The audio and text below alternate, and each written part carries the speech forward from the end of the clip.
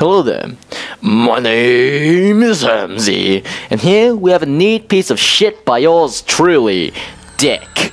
But I'm not really going to be talking about the gameplay here. I'm going to be talking about the multiplayer and the storyline of Call of Duty. If you haven't seen the first video, please click on the annotation somewhere on this video. Somewhere. Now, the multiplayer, the thing that keeps players coming back for more. It's like a drug, really. Once you get your fair share of it, you get addicted and dependent on it. Eventually, you build a tolerance to it, and you demand more of it until you question yourself, why the fuck am I spending hundreds upon hundreds of dollars a year just to get the exact same dope again? You then start to notice its flaws and its overall repetitiveness, but hell, you don't really care. It's addictive. This, ladies and gentlemen, is Call of Duty's multiplayer. Now, as aforementioned, one of the major factors that make the multiplayer so addictive is kill streaks. This is the core root that makes the kills in Call of Duty oh satisfying. I mean, from the chopper gunner to the care package to the spy plane, goddamn Call of Duty, you got yourself a successful game. Well, multiplayer for that matter. I mean, I remember I used to love this game very much because of multiplayer itself. Anyway, another huge factor is the repetitiveness of the multiplayer.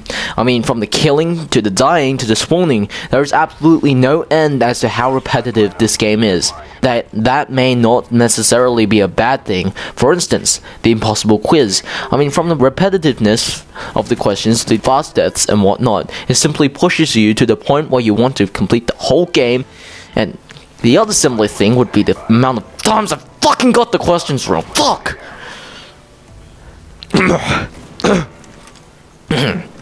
Another great example would be the Fast and Furious franchise, which really sticks to the core roots of their movie, cars, and big booty bitches. Indeed, the franchise has taken a huge step when it comes to the progression, but all in all, it's just cars, explosions, and more cars, and that's what we get when we watch a Fast and Furious movie. Now, another factor of the good old addictiveness of Call of Duty would include the maps. Now, some may argue that the maps are a fucking ripoff, or who the fuck would pay $100 for the same fucking thing? Fuck this shit! But I'ma just talk about how they built the maps. The maps, unlike Battlefield, is small as fuck. Well, it simply makes it easier for the people with the most overpowered guns to absolutely dominate the match and eventually spawn trap you till you're like, fuck this shit, I'm out. And you do the very easy method of rage quitting, where it goes start, up, and A, or start, up, and X. Read after me, start, up, and A, or start, up, and X, right? The amazing thing about this is that it's addictive and it's fun as you get a shit ton of kills in one match and you get absolutely raped in another. Host powers! Anyway, the storyline. What's not to love, am I right? No, I'm kinda wrong.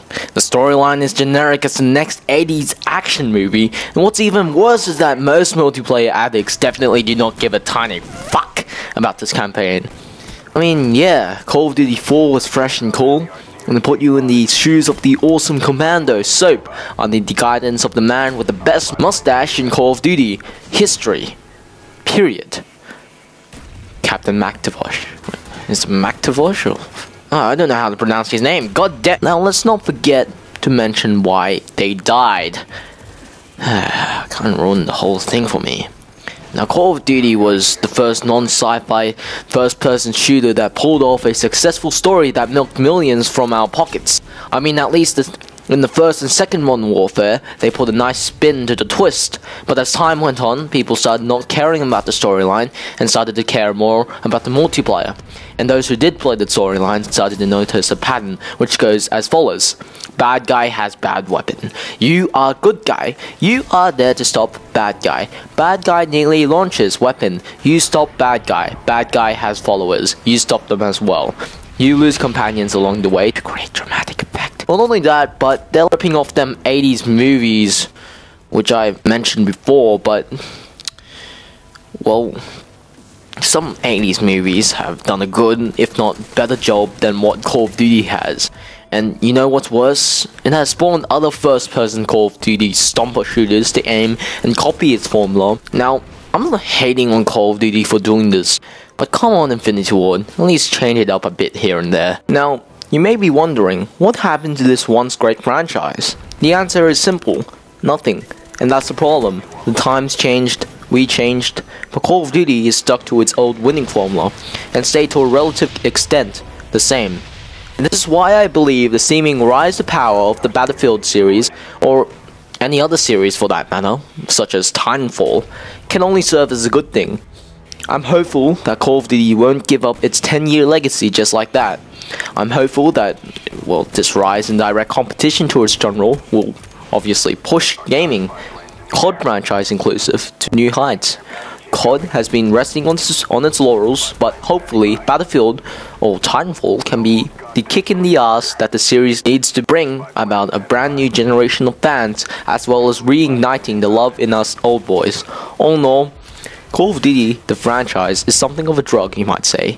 You play it and you come back wanting more. This was anything from COD 1 to say, well, Black Ops. But like anything, the more you use it, or in this case, play it, the more your tolerance, so to speak, builds up, and you begin to find that one spectacular series seem, well, rather lackluster.